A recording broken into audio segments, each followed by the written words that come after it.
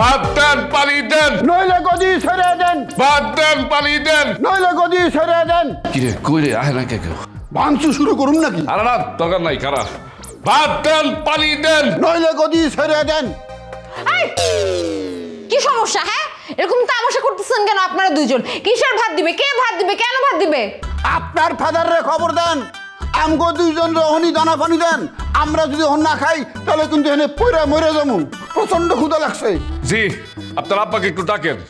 আপনার আব্বাকে জিজ্ঞাসা করেন আমাদের মতন এরকম নম্র ভদ্র বাচ্চাদের মতন ভাড়াটিয়াদের কেন খাবার সে বন্ধ করছে, কোন কারণে? ভাত দে, পানি দে। একদম মাঝে মাঝে কথা বলবেন না, যত সব পাগলের মতো কথাবার্তা। আমার বাবা কিভাবে আপনাদের ভাত বন্ধ করলো? উনি কি আপনাদের ভাত খাওয়ানোর দায়িত্ব নিয়ে বসে আছে?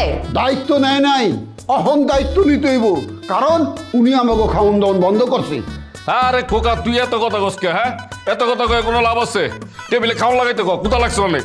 নূরজাহান, দেরি করো না, তোমাকে কাজের বেটিরে আমাকে খাওয়ান দিতে কও।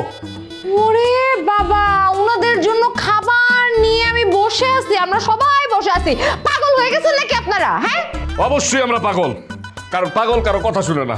আপনি যদি এখন নিজ ইচ্ছা আমাদেরকে খাবার না দেন, আমরা কিন্তু নিজ হাতে খাবার নিয়ে খাইতে পারি, বুঝছেন? আর সহ্য করতে পারতেছি না।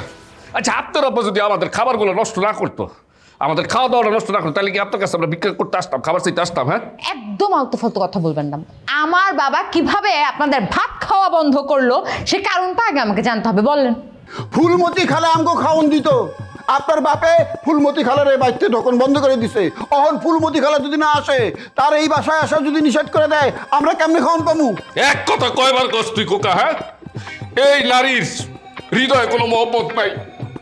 কতক্ষণ ধরে আমরা খাবারের কথা বলতেছি, হ্যাঁ, কথা কানেই নিতেছে না। হ্যাঁ, আর তো সহ্য করতে পারতেছি না। ওদিকটা মনির মনে হয় ক্ষুধায় কাতরাইতেছে বিছানায় শুয়ে শুয়ে। আমার মনে হয় মরে গেছে গো। কি করছ? হয় এতক্ষণ একটা মানুষ না খায় কেমনে থাকে? একদম আলতু ফালতু কথা বলবেন না। আপনাদের কথা শুনলে না মানে আমার পায়ের রক্ত মাথায় উঠে যায়। আপনারা ফুলমতি খালার টাকা ঠিক মতো দিতে পারেন না, এই জন্য সে আপনাদের খাওয়া দাওয়া বন্ধ করছে। এখানে আমার বাপের কি দোষ? তুমি এত কথা কইতেছো কে? এত কথা বাড়াইতেছো কে? খাউন দিলে দাও, না দিলে না করে দাও। বদি এখন মনে কোনো রকম নাই, আর আমাকে খাউন দিব না। চল যাই গিয়া। তুই এতক্ষণে বুঝছস? আমি তো বুঝছি সেই প্রথম থেকেই। আপনার মনে কি একটু দয়াময়া নাই? হ্যাঁ, আমাদের ইমোশনাল পায় কি আপনি কি আমাদের বাস দিয়ে দিতেছেন? এই চল, আমরা হোটেলে গিয়েও যদি এতক্ষণ কান্নাকাটি করতাম, আমাদের 2 বার খাইতে দিত। এই চল। আমি যদি রাস্তায় পড়ে থাকি, যদি না খায় মরে যাই, এর লেগা দায়ী থাকবো জুলমত আলী। মনে করছিলাম বাপের মন শক্ত, মেয়ের মন নরম। অন দেখতেছি না, বাপের মন শক্ত, মেয়েরও মন শক্ত। শক্ত কি পাথর পাথর? আচ্ছা ঠিক আছে, কোথাও যেতে হবে না, আপনারা ডাইনিং এ গিয়ে বসেন যান।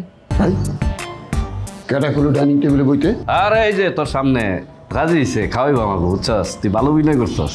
শোনো, হুদা ডিম ভাজি করে খাওয়ান দিবা না, কিন্তু মাছ মাংস দিবা লগ একটু। ভালো তরকারি নিয়ে এসেছেন, বুঝছেন? আপনার আব্বাই তো খাবার বন্ধ করছে, আমার তো কোনো দোষ নাই। আচার দিন কিন্তু জলফয়ের আচার। তাড়াতাড়ি নিয়ে আসেন না, ক্ষুধা লাগছে অনেক। আবার খারাপ আছে। এই বয়